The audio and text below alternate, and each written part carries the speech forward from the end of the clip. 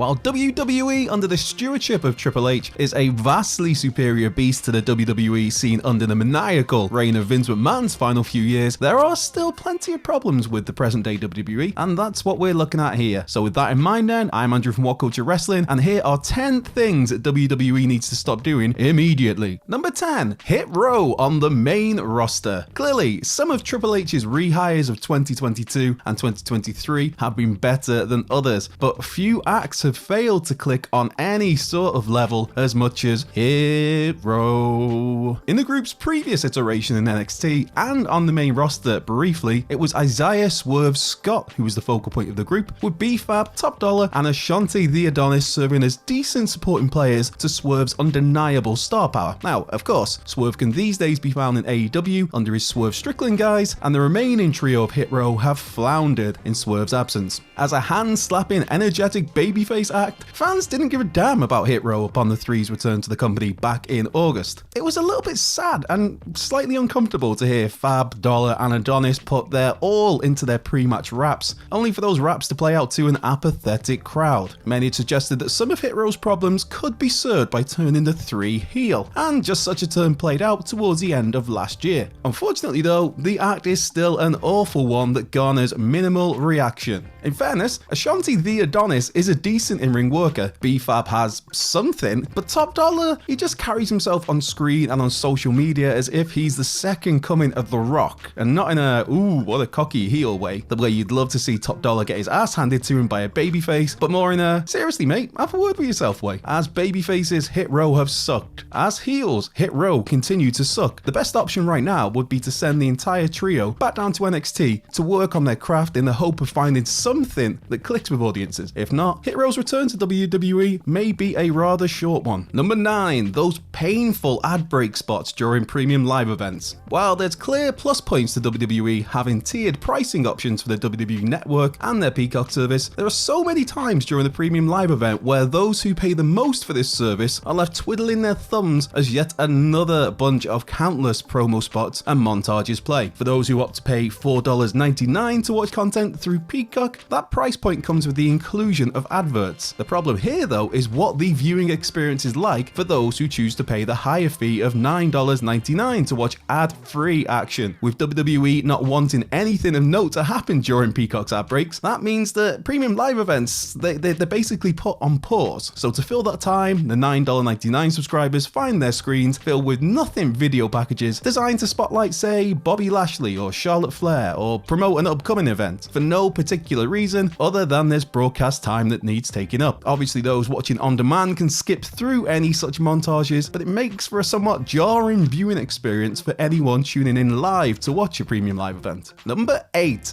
so much of the NXT daftness. Sure, NXT these days is far removed from the glory of the famed black and gold days, but the product is also better right now than it was when NXT 2.0 was in full flow. And while there is absolutely a place in pro wrestling for a good old dollop of daftness, NXT needs to drop what percentage of such daftness can be viewed on its weekly programming. One has to remember, NXT is technically a developmental ground, designed for talents to hone their craft and learn the WWE style. It's also a developmental ground in terms of a particular talent being afforded the opportunity to flesh out a character or gimmick. Still, at the end of the day, NXT is televised to a worldwide audience, and so what's seen on those broadcasts does and should matter in terms of perception. Case in point, a recent episode of NXT opened with a very solid 15-minute TV match between Tyler Bate and Grayson Waller. For those impressed by the in-ring action delivered between Bate and Waller, they were then left rolling their eyes by a segment involving a 22-year-old virgin getting a lesson in how to kiss a girl. This same episode later had Apollo Crews writing in his diary. Thea Hale was freaked out by 4 jobbers in dreadful masks. There was a pantomime villain voice note from Isla Dawn. We had a security guard learning how to wrestle. A couple of tag teams played pool and racked up a comedy bar bill. And we got the aforementioned 22-year-old virgin getting giddy on Twitter before having his big moment ruined. Way too much daftness. Number 7, the minimal announcements. While it's nowadays ridiculous to see poor Excalibur have to rattle through a multitude of matchup announcements in a short amount of time over on AEW programming, Tony Khan's promotion should absolutely be commended for how they have their Dynamite and Rampage lineups in place weeks ahead of time. For WWE, it's completely the polar opposite to AEW when it comes to having upcoming shows mapped out and to letting its audience know what to expect. As an example, a recent AEW Dynamite was already planned out a week in advance, with fans knowing that they'd be tuning in the following week to see an 8-man tag match, a Hangman Adam Page versus Kip Sabian match, Jungle Boy versus Brian Cage, Mark Briscoe versus Josh Woods, Tony Storm versus Britt Baker versus Ruby Soho, and Jon Moxley and Claudio Castagnoli versus Rush and Preston Vance. It was revealed that Wardlow would be sitting down to talk to Jim Ross, Adam Cole would be interviewed by Renee Paquette, and there'd be an appearance from AEW World Champion MJF. In WWE's case, you'll be lucky if you get 2 matches announced for either Raw or SmackDown, and even then, such announcements are often made online on the day of the show. How Bush League does it look on a kayfabe level when so many matches are conveniently put together as Raw is in process? As in, if Wrestler A didn't unexpectedly come out to interrupt Wrestler B and set up a contrived singles bout, what exactly did WWE management have planned to take up Raw's 3 hours? It makes no sense. Number 6.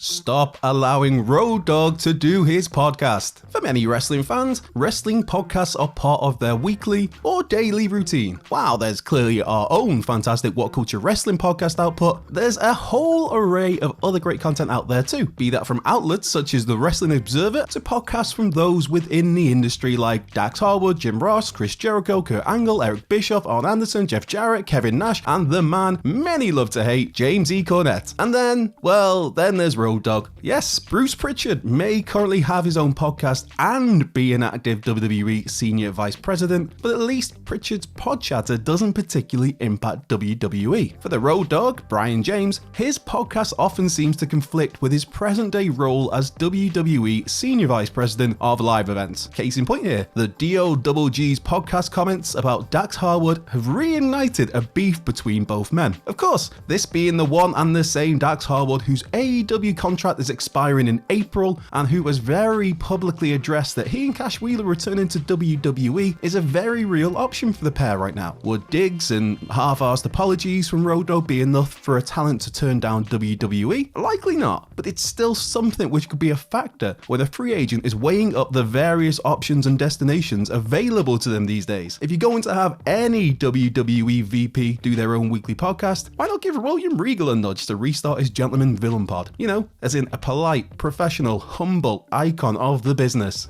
Number 5.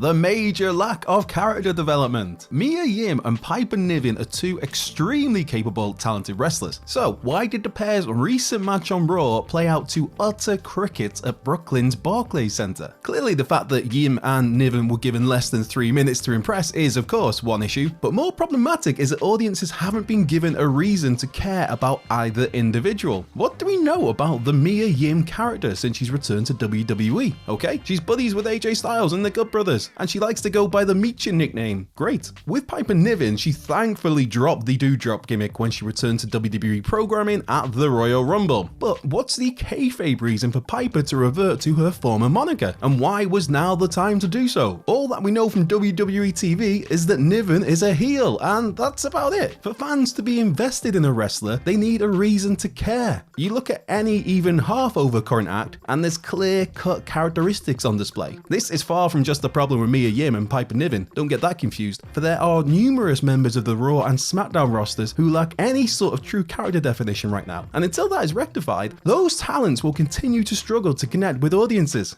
Number 4. The monotonous opening promo format. Promo trains are nothing new to the wrestling business, and they certainly aren't a problem unique to WWE, but they are still a problem for the company nonetheless. In particular with WWE, it's the Raw brand that forever opens with one wrestler cutting a promo, just to be interrupted by another wrestler, just to often be interrupted by yet another wrestler. It doesn't even have to be the traditional promo train of more than 2 acts exchanging barbs. For WWE's approach, in particular for Raw, is to just constantly open their show with an interruption segment. There was a 6th of February where Edge and Beth Phoenix cut an in-ring promo, only to get interrupted by Finn Balor, Damian Priest, and Dominic Mysterio. The week before that, the 30th of January, Cody Rhodes cut an in-ring promo, and then got interrupted by Finn Balor, Damian Priest, and Dominic Mysterio. The 16th of January, the Bloodline cut an in-ring promo, only to get interrupted by Rhea Ripley, Finn Balor, Damian Priest, and Dominic Mysterio. And the week before that, on the 9th of January, Kevin Owens cut an in-ring promo,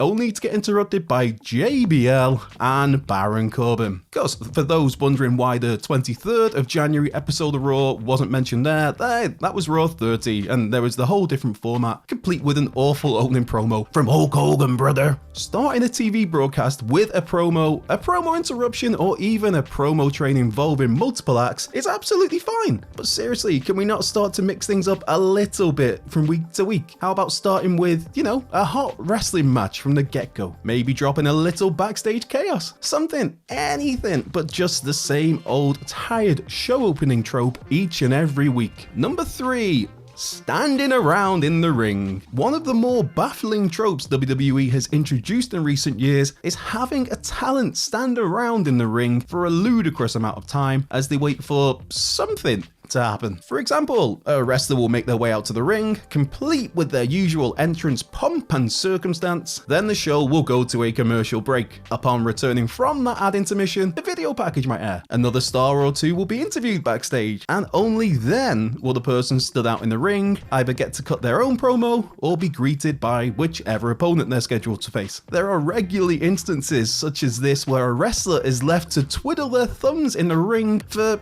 like 7-8 minutes.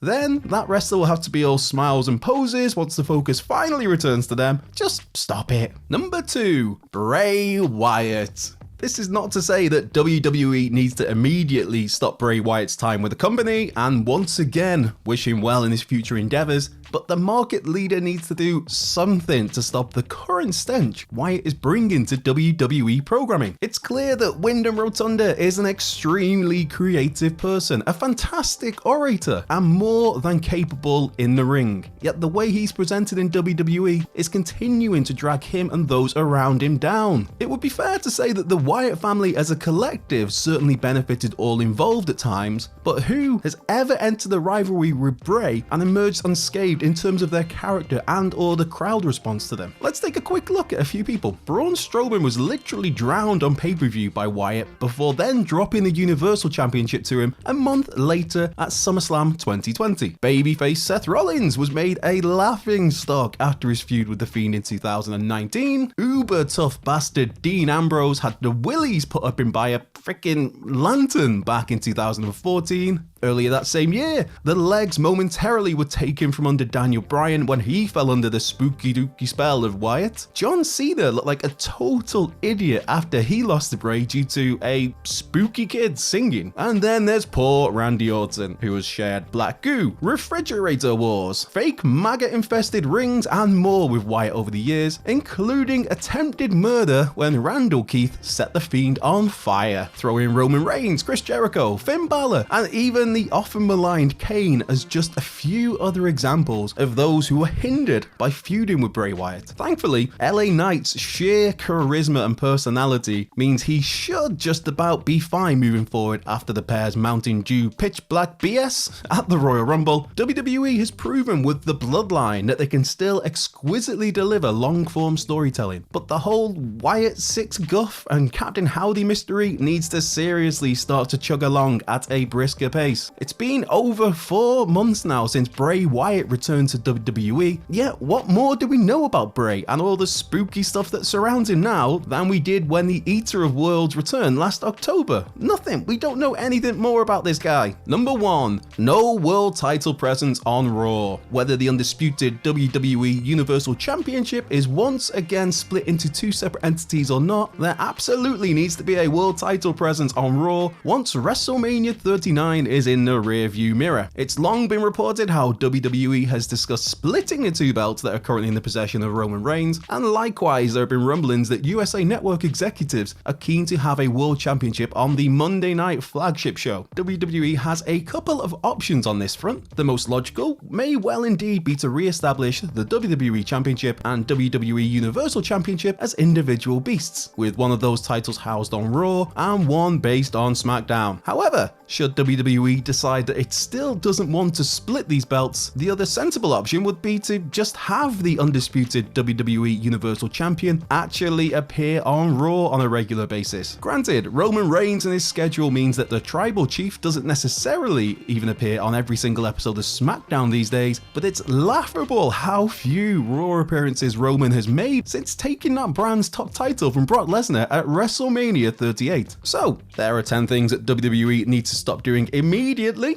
Agree? Disagree? Or are there any other problems WWE needs to fix right now? Be sure to let us know in the comments. And while you're here, be sure to like, subscribe, share, turn those notification bells on, and come and give us a follow on Twitter at WhatCultureWWE. While you're there, you can find me at Cultured Left Peg. I've been Andrew Pollard from What Culture Wrestling, and hopefully you've enjoyed this video. And most importantly, I hope that whatever you're doing today, it's a good day. Whether you're doing something, whether you're doing nothing, I hope you have the best possible time. And if you're not, I hope things turn around very quickly, and I will catch you down the road.